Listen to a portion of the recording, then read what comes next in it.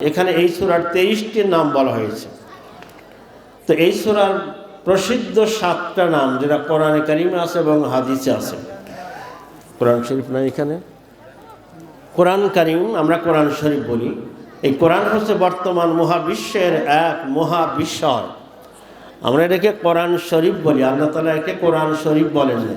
এর অনেকগুলো নাম আল্লাহ বলেছেন। কোরআনে হাকিম বলেছেন, কখনো কোরআন কারিম বলেছেন, কখনো কোরআন মাজিদ বলেছেন। তো আল্লাহ রাব্বুল আলামিন বলেছেন ইয়াসিন আল কোরআনিল হাকিম। আল্লাহ রাব্বুল আলামিন এই কোরআনে কারিমের যতগুলো নাম দিয়েছেন, আমরা এর একটাও না বলে আমরা এমন একটা নামে কোরআনকে ডাকি বা বলি, এটা বলা না জায়েজ নয়, কিন্তু আল্লাহর দেওয়ার নামকে আমরা অপছন্দ করি নাকি? কারণ শরীফ কথাটা, এই মক্কা শরীফ আমরা বলি, মদিনা শরীফ বলি। আসলে মক্কা শরীফের নাম মক্কা শরীফ না, এর নাম মক্কাতুল মুকাররমা। মদিনা শরীফের নাম মদিনা শরীফ না, ওটার নাম মদিনাতুল মুনাওয়ারা। তাহলে কোরআনে কারিমের ভিতরে আল্লাহ রাব্বুল আলামিন যতগুলো সূরা নাযিল করেছেন, কতটা সূরা আছে কোরআন শরীফে? 114টি। সবাই বলবেন, এটাকে ক্লাস মনে করবেন। কতটা সূরা আছে? 114টা সূরা। আয়াত কতটি আছে? অনেকে বলছেন 6666। এটা ভুল তথ্য, কারণ আমাদের মাদ্রাসা এবং স্কুলের বইতে এগুলো আগে ছিল। আপনার বাসায় যে কোরআনের খণ্ড আছে, এটা যদি আপনি গণনা করেন, সূরা ফাতিহার আয়াত সংখ্যা 7টি, সূরা বাকারার আয়াত সংখ্যা 285টি, সূরা ফালাকের আয়াত সংখ্যা 5, সূরা নাস 6, এভাবে পুরো টোটাল করলে দাঁড়াবে 6236টি।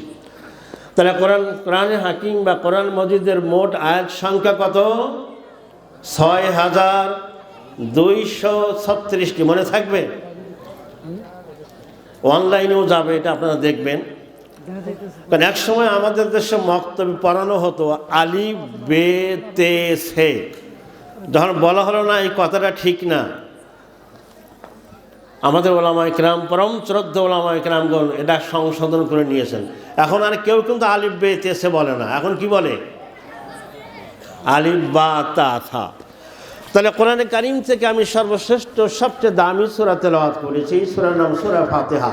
এর অনেকগুলো নাম আছে, তার মধ্যে 1 নম্বর নাম সূরা আল ফাতিহা। আল্লাহ রাব্বুল আলামিন এই সূরাকে ফাতিহা নাম দিয়েছেন। রাসূল সাল্লাল্লাহু আলাইহি ওয়াসাল্লাম বলেছেন লা সালাতা লিমান লাম ইয়াকরা বিফাতিহাতিল কিতাব। যে ব্যক্তি সূরা ফাতিহা পড়ল না, তার নামাজই হবে না। এই সূরার এক নাম হচ্ছে উম্মুল কোরআন, কোরআনের মা। পুরো কোরআনে যা আছে, পুরো কোরআনের সারমর্ম, সামারি, সারাংশ এই সূরা ফাতিহার মধ্যে আল্লাহ দিয়েছেন। বলুন সুবহানাল্লাহ। এই কোরআনে কারিমের আরেক নাম হচ্ছে সূরা আশ-শিফা, নিরাময় সূরা।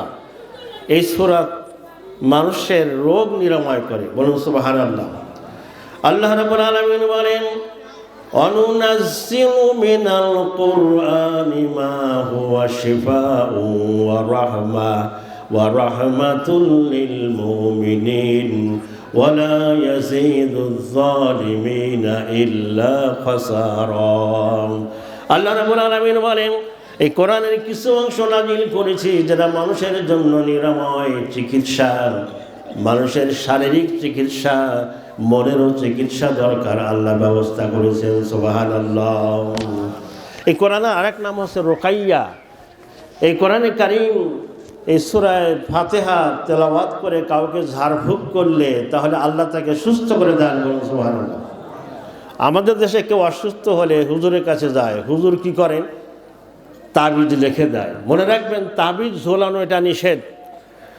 রাসূল সাল্লাল্লাহু আলাইহি ওয়াসাল্লাম এবং সাহাবী সমাজ কখনো কাউকে তাবিজ দিতেন না, বড়দের সূরা ফাতিহা পড়ে তাকে ঝাড়ফুঁক করতেন, রুকাইয়া করতেন। তাবিজ নামাকে কেউ বেদাত বলেছেন, কেউ কেউ শিরক বলেছেন। বলে নাউযুবিল্লাহি মিন যালিক। হযরত আবু সাঈদ খুদরী রাদিয়াল্লাহু তাআলা আনহু, তার নেতৃত্বে একদল সাহাবী সফরে ছিলেন মরুভূমির ভেতরে।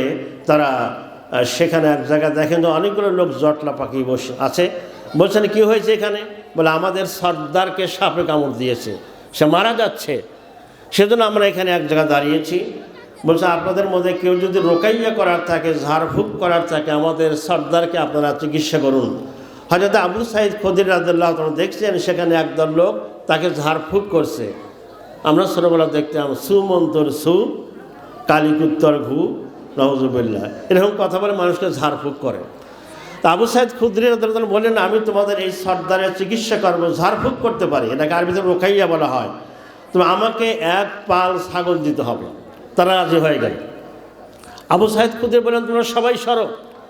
আবু সাইদ খুদরি রাদিয়াল্লাহু তাআলা আনহু সূরা ফাতিহা পড়ে 7 বার পরে একবার ফু দিলেন। এবার সর্দারের চোখ খুলে গেল, বলুন সুবহানাল্লাহ।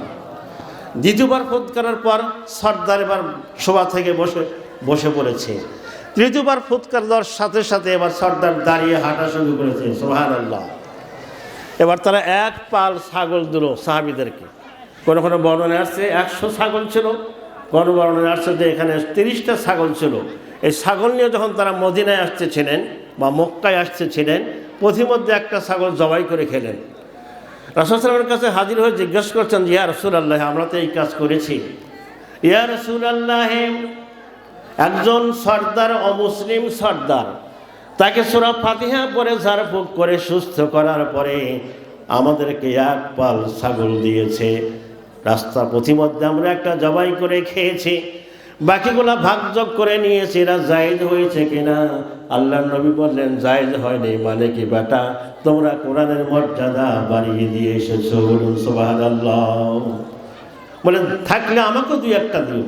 তারপরে সূরা ফাতিহার এক নাম সূরাতুল রুকাইয়া, এটা পরে রুকাইয়া করা যায়, নিজেরাও করবেন। আপনি সূরা ফাতিহা পরে ফু দিয়ে আপনার কপালে দিবেন, আপনার ছোট বাচ্চাকে ফু দিবেন। আল্লাহ তাআলা আমাদের তৌফিক দান করুক, আমরা বলি আমিন। সূরা ফাতিহার আয়াত সংখ্যা কয়টা বলছিলাম? বলুন তো, সূরা ফাতিহার আয়াত সংখ্যা কয়টা? বলি নেই, 7টা। আল্লাহ রাব্বুল আলামিন বলেন, সূরা ফাতিহার ভিতরে 7টা আয়াত আছে। আমি তোমাদেরকে বারংবার পড়ার পঠিত 7টা বাক্য দিয়েছি। ওয়ালাকাদ আতাইনাকা সাবআম মিনাল মাসানি ওয়াল কুরআনাল আযীম। তাহলে সূরা ফাতিহার এক নাম কোরআনে আযীম। সূরা ফাতিহা নিজেই একটা মহান কোরআন, বলুন সুবহানাল্লাহ। সূরা ফাতিহা সপ্ত বাক্য বারবার যেটা পড়া হয়, প্রত্যেক নামাজই পড়া হয়। যারা ফরজ নামাজ শুধু পড়েন দিনে 17 বার পড়তে হয়, সুন্নাত, নফল, তাহাজ্জুদ আরো কতবার পড়তে হয়। এই সূরা ফাতিহার ভিতরে আল্লাহ রাব্বুল আলামিন কি বলছে, আসুন আমরা সরাসরি এবার তাফসিরে চলে যাই। যেহেতু এরা সবচেয়ে সেরা সূরা, সবচেয়ে দামি সূরা। এই সূরা যে কোনো সূরার শুরুতে বলতে হয় আউযু বিল্লাহি মিনাশ শাইতানির রাজিম। এটা কোনো কোরআনের অংশ নয়, রাসূলুল্লাহ সাল্লাল্লাহু আলাইহি ওয়াসাল্লাম এটা হাদিস থেকে বানিয়েছেন। যেহেতু আল্লাহ বলেছেন ফাইদা করাআতাল কুরআনা ফাস্তাইজ বিল্লাহ, রাসূল আপনি যখন কোরআন তেলাওয়াত করবেন, পড়বেন, তখন শয়তানের ওয়াসওয়াসা থেকে আল্লাহর কাছে আশ্রয় চাইবেন। তো নবী করিম সাল্লাল্লাহু আলাইহি ওয়াসাল্লাম আউযু বিল্লাহি বাক্যটা তিনি বানিয়েছেন, বলুন আলহামদুলিল্লাহ। বিসমিল্লাহির রহমানির রহিম, এটা কোরআনের আয়াত, অর্থ দয়াময়, পরম দয়ালু আল্লাহর নামে শুরু করছি। এটা সূরা নামলের একটা অংশ। সূরা ফাতিহা আল্লাহ শুরু করছেন কি বলে, আলহামদুলিল্লাহি রাব্বিল আলামিন। মুখস্থ আছে না আপনাদের? সকলেই বলুন আলহামদুলিল্লাহি রাব্বিল আলামিন।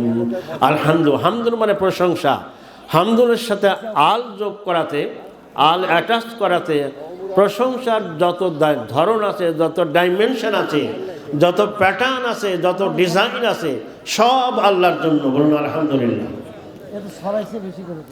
আল্লাহ তাআলার প্রশংসা, আল্লাহকে রব্বুল আলামিন, রব্বুল আলামিন যিনি জগৎ সমূহের রব। আল্লাহ শুধু আমাদেরই রব নয়, আল্লাহ মহাবিশ্বের রব। জগৎ, সৌরজগৎ, এই পৃথিবীর জগৎ, অদৃশ্য জগৎ, উদ্ভিদ জগৎ, প্রাণী জগৎ, সাগর জগৎ, যত জগৎ আছে সকল জগতের তিনি রব। কবরের ভিতরে মানুষকে প্রথম প্রশ্ন করা হবে মার রব্বুকা, তোমার রব কে? কবরে কয়টা প্রশ্ন করা হবে? পাপীদের করা হবে 3টা, ইমানদারদের করা হবে 4টা। কথা বলে মনে রাখবেন, যারা অপরাধী, যারা নাফরমান, যারা বিদ্রোহী, তাদের প্রশ্ন হবে 3টা। যারা ইমানদার তাদের প্রশ্ন হবে কবরে কয়টা? 3টা প্রশ্নের জবাব যখন ইমানদার দিতে পারবে, চতুর্থ প্রশ্ন করা হবে মা দরাইকা বা মা ইলমুকা, তুমি এটা কিভাবে জানলে, তোমার সোর্স অফ নলেজ কি, তুমি কিভাবে এই বাক্যটা জানতে পারলে, প্রশ্নের উত্তর দিতে পারলে? তখন সে উত্তর দেবে, কারাতু কিতাব আল্লাহ, আমি আল্লাহর কিতাব পড়েছি, ওয়াসাদ্দাকতু আয়াতাহু, এবং আল্লাহর কিতাবের আয়াতগুলোকে আমি সত্যায়ন করেছি। বলুন সুবহানাল্লাহ। ইমানদার যারা উত্তর দিতে পারবে তাদের এই 4টে প্রশ্ন করা হবে। যখন সেই 4টার জবাব দিবে যে আমি আল্লাহর কিতাব পড়েছি, আল্লাহর কিতাবকে বিশ্বাস করেছি, তখন আসমান থেকে ঘোষণা আসবে, ও আমার রহমতের ফেরেশতারা, আমার এই বান্দার কবরের ভেতরে জান্নাতের বিছানা বিছিয়ে দাও, আমার বান্দার শরীরে জান্নাতের পোশাক পরিয়ে দাও, তার কবরটাকে জান্নাতের সাথে যোগাযোগ করে দাও। বলুন সুবহানাল্লাহ। তাহলে রব আমাদের রব, আমাদের রবকে আল্লাহ আমার রব, এই রবই আমার সব। রব বলা হয় যিনি দিয়েছেন সব। রব এমন এক সত্তা যিনি বান্দার যে কোনো প্রাণীর যখন যা দরকার না চাইতেই যিনি দেন, তিনি হলেন রব। বলুন সুবহানাল্লাহ। আমরা যখন মানুষেরা মায়ের পেটে থাকতো, মায়ের পেটে আমরা অক্সিজেন দরকার, খাবার দরকার, পানি দরকার, এটা কে দিয়েছেন? আল্লাহ দিয়েছেন। মায়ের নারের সাথে একটা কানেক্টেড করে আমাদের খাবারের ব্যবস্থা করেছেন। এই সন্তান যখন দুনিয়াতে আসলো, পৃথিবীর মানুষেরা এই নারটা কেটে দেয়, এটা কাটতে হয়। কাটাবার বাচ্চা কিন্তু আওয়াম করে কান্নাকাটি করে ওঠে, আমরা মনে করি সে ওয়া ওয়া করছে, আসলে সে আল্লাহ আল্লাহ বলছে। আল্লাহকে ডাকে, আল্লাহ যতদিন মায়ের পেটে ছিলাম তুমি খাবার দিয়েছো, অক্সিজেন দিয়েছো, পানি দিয়েছো, আজকে দুনিয়ার মানুষেরা আমার এই নার কানেক্টেড নার কেটে দিল, আমি এখন কি খাবো?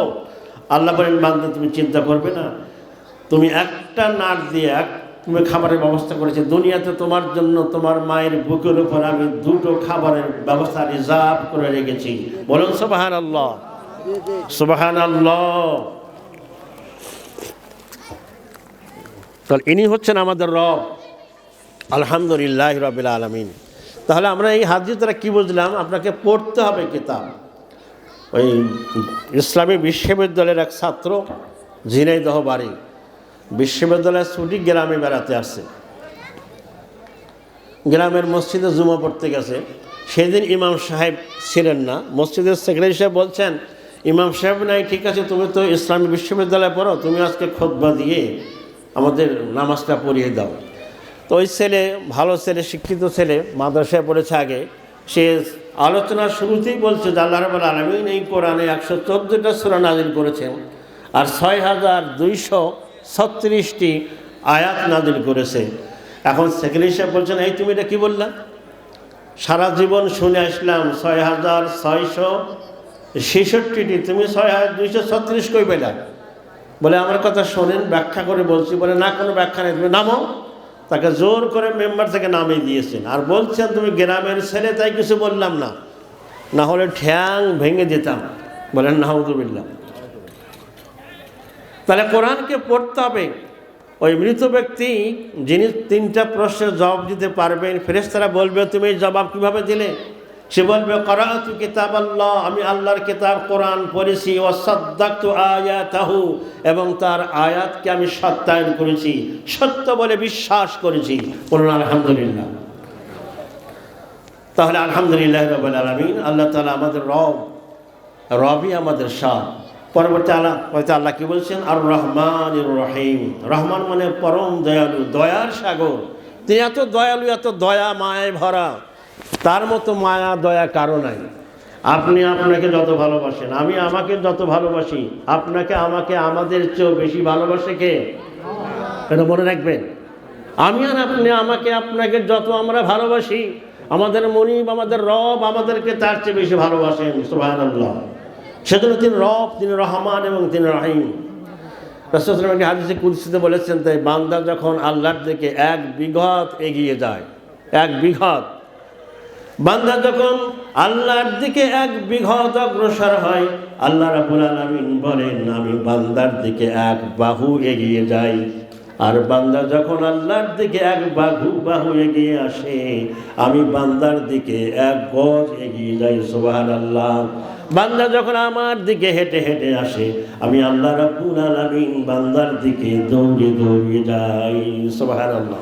আমাদের আল্লাহ, আমাদের মহান রব এত দয়ালু, তিনি আমাকে আপনাকে এত ভালোবাসেন। যদি আমাদের দেশে একটা কথা বলা হয়, একটা কেসা কাহিনী বলা হয় যে আদম আলাইহিস সালাম নিষিদ্ধ গাছের ফল জান্নাতে খাওয়ার পরে কান্নাকাটি করেছিলেন 300 বছর। কেউ সুবহানাল্লাহ কইন। 300 বছর কাঁদতে কাঁদতে চোখের পানিতে তার গালের গোস্ত পচে পচে গলে জমিনে পড়েছে। তা আমাদের রব, আমাদের রহমান আর রহিম যিনি, তিনি কি এত নিষ্ঠুর নাকি? তার এক বান্দা ভুল করেছে 350 বছর কাঁদতে হবে না? বরং আদম আলাইহিস সালাম যখন ভুল করেছেন, যখন তিনি বুঝতে পেরেছেন আমি ভুল করেছি, নাফরমানি করেছি, সাথে সাথে বললেন রব্বানা যালামনা আনফুসানা ওয়া ইন লাম তাগফির লানা ওয়া তারহামনা লানাকুনান্না মিনাল খাসিরিন।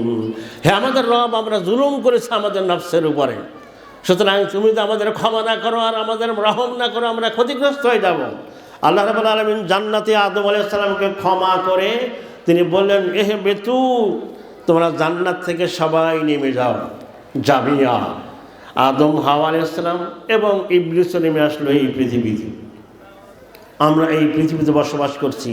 এই শুধু পৃথিবীরই আল্লাহর সৃষ্টি নয়, এই পৃথিবী থেকে যে সূর্যটাকে আমরা দেখি, বর্তমানে আধুনিক বিজ্ঞান অনুমান করে যে পৃথিবী থেকে 13 লক্ষ গুণ বড় এই আকাশের সূর্যটা। আল্লাহু আকবার। সূর্যের চেয়ে 33 কোটি গুণ বড় গ্রহ নক্ষত্র মহাকাশে ঘুরে বেড়াচ্ছে। আল্লাহু আকবার। 11.5 কোটি গ্যালাক্সি, এক একটা গ্যালাক্সির ভিতরে কোটি কোটি গ্রহ উপগ্রহ। আমরা যেই গ্যালাক্সিতে বসবাস করছি এই গ্যালাক্সির নাম হচ্ছে মিল্কি ওয়ে। আমাদের প্রতিবেশী গ্যালাক্সির নাম হচ্ছে অ্যান্ড্রোমেডা। যদি কোনো বিদ্যুতের গতিতে, আলোর গতিতে 1 সেকেন্ডে 1,86,000 মাইল, অর্থাৎ প্রায় 3 লক্ষ কিলোমিটার বেগে কোনো যানবাহন পৃথিবীতে তৈরি হয়, তাহলে আমাদের এই মিল্কি ওয়ে থেকে অ্যান্ড্রোমেডায় যেতে সময় লাগবে 1 লক্ষ আলোক বর্ষ। আল্লাহু আকবার। এরকম 11.5 কোটি গ্যালাক্সির উপরে হচ্ছে আকাশ, প্রথম আকাশ, তারপরে দ্বিতীয় আকাশ। এইভাবে 7টা আকাশ আল্লাহ সাজিয়েছেন। বলুন সুবহানাল্লাহ। যেহেতু বিজ্ঞানীরা কেউ কেউ বলতে চান দেয়ার ইজ নো স্কাই, আকাশ বলতে কিছু নাই, কারণ আকাশ এত দূরে, এটা বিজ্ঞানের নাগালের বাইরে। বিজ্ঞানের সব কথা আমাদের বিশ্বাস করার দরকার নাই। একসময় বিজ্ঞান বলতো ক্যান্সারের কোনো অ্যান্সার নাই, এখন বলছে না ক্যান্সারের অ্যান্সার আছে। আলহামদুলিল্লাহ। বলছিলাম আর রহমান রাহিম, আল্লাহ তাআলা খুবই দয়ালু, পরম দয়ালু, তিনি দয়ার সাগর। আপনি ভুল করেছেন, মাপ চান আল্লাহর কাছে, আল্লাহ ক্ষমা করে দিবেন। বলুন সুবহানাল্লাহ। আমাদের রব সম্পর্কে ভালো ধারণা রাখবেন, ভালো তার সম্পর্কে যেন হাসনে জান থাকে। তা আল্লাহ রাব্বুল আলামিন বলেন আর রহমানির রহিম মালিক ইয়াউমিদ্দিন। আর মনে হতে পারে কারোর জন্য যে আমার আল্লাহ তো দয়ালু, আমি পাপ করি, আল্লাহ মাফ করবেন। আল্লাহ পরবর্তীতে ব্যালেন্স করছেন, মালিক ইয়াউমিদ্দিন, তিনি বিচার দিনের মালিক। যেদিন বিচার শুরু হবে, বিচারের মাঠ, হাসরের ময়দান, ওই দিন কোনো পীর কোনো মুরিদের জন্য কিছু করতে পারবে না। যদি আমাদের দেশে ধোঁকা দেওয়া হয় যে তুমি এত পাপী, পীরের মুরিদ হলে পীর তোমার সুপারিশ করে জান্নাতে নিয়ে যাবে, বলে নাউযুবিল্লাহ। এটা হচ্ছে হিন্দু ধর্ম এবং খ্রিস্টান ধর্মের কথা। খ্রিস্টান ধর্মের লোকেরা কেউ ধর্ম মানে না, তারা শুধু ওই পোপ আর পাদ্রীকে তারা কি করে, তাদেরকে হাতিয়ে দেয় এবং মনে করে এরা আমাদেরকে পরকালে গড ঈশ্বরের কাছ থেকে ছাড়া নিবে। বলুন নাউযুবিল্লাহ।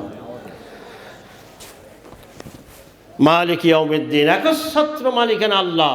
বিচারের মাঠে আল্লাহর সামনে কেউ দাঁড়িয়ে কথা বলতে পারবে না। সেই ময়দানটা কত ভয়াবহ আপনাকে আমি কি দিয়ে বোঝাবো। মানুষ যখন মারা যায়, মৃত্যুর সময় মানুষের যে অবস্থা হয়, পৃথিবীতে যত দুঃখ কষ্ট আছে, সকল দুঃখ কষ্ট এক জায়গায় করলেও মানুষের মৃত্যুকালীন যন্ত্রণার মতো হবে না। সাকরাতুল মউত বিল হক, এটা হচ্ছে মৃত্যুর বিভীষিকা। মৃত্যু যত ভয়ঙ্কর, তার চেয়ে আরো বেশি ভয়ঙ্কর হচ্ছে কবরের জগৎ, আলমে বারজাখ। আলমে বারজাখ যত ভয়ঙ্কর, তার চেয়ে বেশি ভয়ঙ্কর মুসিবতে ঘেরা বিপদের মাঠ, হাসরের ময়দান। আল্লাহ রাব্বুল আলামিন আমাদেরকে এখান থেকে উদ্ধার করুন, আমরা বলি আমিন। মালিক ইয়াউমিদ্দিন, তিনি বিচার দিনের মালিক, তিনি ছাড়া কেউ রক্ষা করতে পারবে না। সেজন্য তার কাছেই ফিরে যেতে হবে। কোনো পীর কোনো আলেম কারোর জন্য সুপারিশ করার কোনো ক্ষমতা রাখে না। এটা প্রথম কথা। আপনার দায়িত্ব আপনাকেই পালন করতে হবে। সহিহ বুখারীর একটি বর্ণনা আসছে, রাসূল সাল্লাল্লাহু আলাইহি ওয়াসাল্লাম বলছেন, সাবআতুন ইয়াযুল্লুহুমুল্লাহু ফি যিল্লিহি ইয়াওমা লা যিল্লা ইল্লা যিল্লুহ।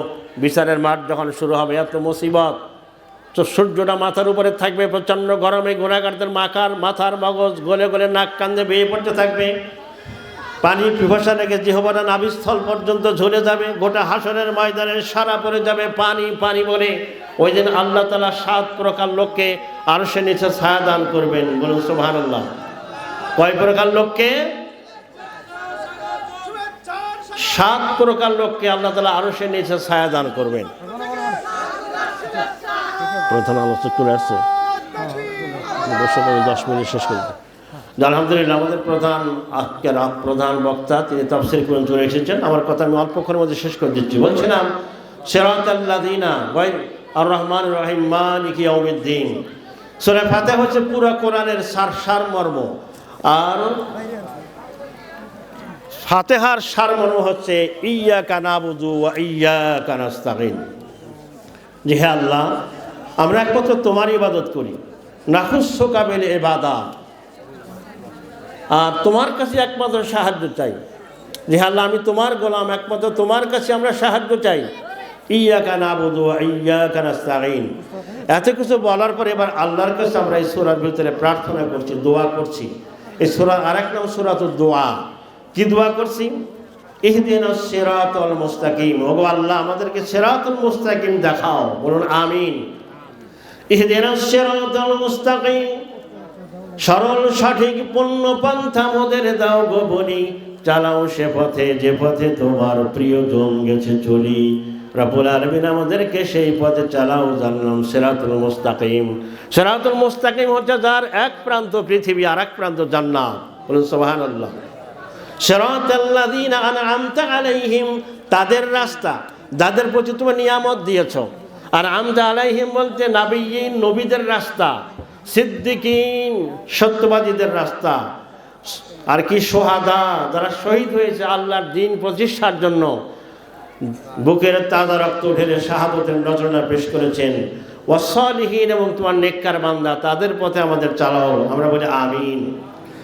তো ইহদিনাস সিরাতাল মুস্তাকিম, হে আল্লাহ আমাদের হেদায়েত করো, আমাদের পথ দেখাও। প্রতিদিন হেদায়েত চাইতে হয় আল্লাহর কাছে। আল্লাহুম্মা হাদিনি, আল্লাহ আমাকে হেদায়েত করো, সঠিক পথ দেখাও। সঠিক পথে উঠতে পারলেই আপনাকে আল্লাহ জান্নাতে নিয়ে যাবে। সুবহানাল্লাহ। গায়রিল মাগদুবি আলাইহিম, তাদের পথে চালাইও না যারা অভিশপ্ত, যে পথে তোমার চির অভিশাপ, যে পথে ভ্রান্তি চির পরিতাপ। হে মহাচালক, মোদের কখনো করো না সে পথগামী। যে আল্লাহ, যেই পথটা অভিশাপের পথ, যে পথটা বিভ্রান্তির পথ, সমস্ত মুফাসসিরিন ইকরাম একমত গায়রিল মাগদুব দ্বারা বোঝানো হয়েছে ইহুদি জাতি। পৃথিবীর সবচেয়ে অভিশপ্ত টেরা জাতি হচ্ছে ইহুদি, যারা তাদের 60,000 পয়গম্বরকে জবাই করে হত্যা করেছিল। নাউযুবিল্লাহ। আজকে ইহুদিদেরকে আমরা দেখতে পাচ্ছি প্যালেস্টাইনে কত বছর ধরে হাজার হাজার মুসলমানকে শহীদ করছে। এরা লেখাপড়া জানা, শিক্ষিত মানুষ হয় কীভাবে এত অমানুষ হতে পারে, মানুষ এত নিষ্ঠুর হতে পারে। কত মুসলমানকে, কত শিশুদেরকে তারা শহীদ করেছে, মুসলমানদের জায়গা জমি দখল করেছে। আজকে সারা পৃথিবীর বিবেক কোথায়? ফিলিস্তিনের মুসলমানদের পক্ষে কথা বলার কেউ নেই।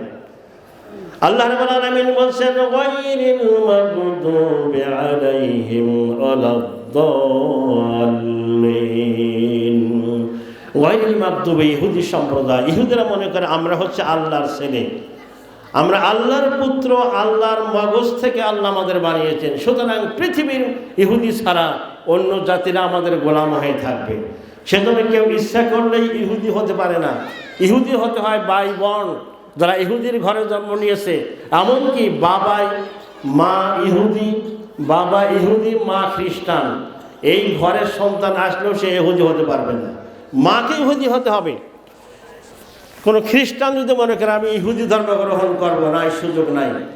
একমাত্র ইসলাম, door of Islam is open 24/7 on everyone. সবার জন্য ইসলামের দরজা খোলা, যে কেউ আসতে চায় ইসলাম গ্রহণ করতে পারবে। বলুন আলহামদুলিল্লাহ।